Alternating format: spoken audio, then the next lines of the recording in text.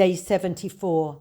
Israel continues to announce military successes in Gaza, although rocket attacks on the south of Israel have not stopped.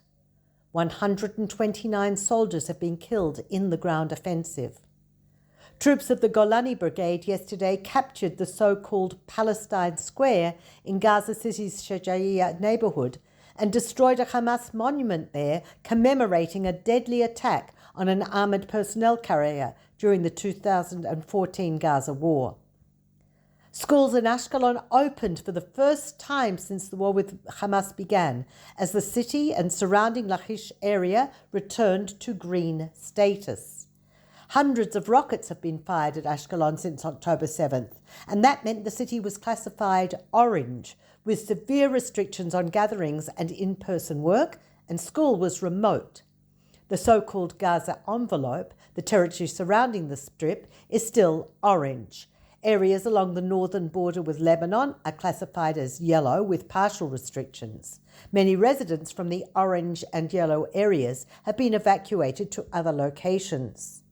Another sign of Israel's success in containing Hamas is that Taklit Birthright Israel announced today that it will resume its programs, which had been suspended during the war, next month.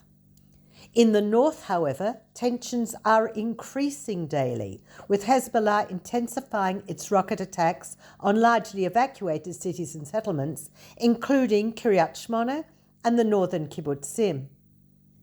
The health system is reeling from the skyrocketing mental health needs of Israelis since October 7th.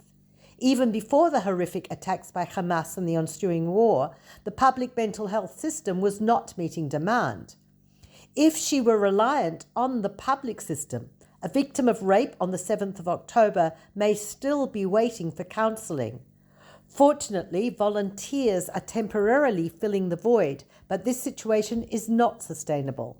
At the moment, up to 500 psychologists are donating their services to assist those who suffered or are suffering terrible trauma as a result of the attack. Yesterday, Limor Liria of the Defense Ministry's Rehabilitation Division told the Knesset that Israel lacks the capacity to treat servicemen and women injured and traumatized in the ongoing war. She said that since the outbreak of the war, her department has dealt with 2,816 new patients, 18% of whom are suffering from mental health issues and post-traumatic stress disorder. She said if we don't get additional resources and standards, we won't be able to take care of everyone. Despite its commitment to do so, the Defense Ministry has not established a separate department for treating soldiers suffering from PTSD. The IDF Disabled Veterans Organization estimates that this war will create an additional 10,000 PTSD sufferers. Last week, the Finance Ministry, the Health Ministry and the Histadrut Labour Union announced an agreement on the first stage of a plan to increase the number of psychologists working in the public health system.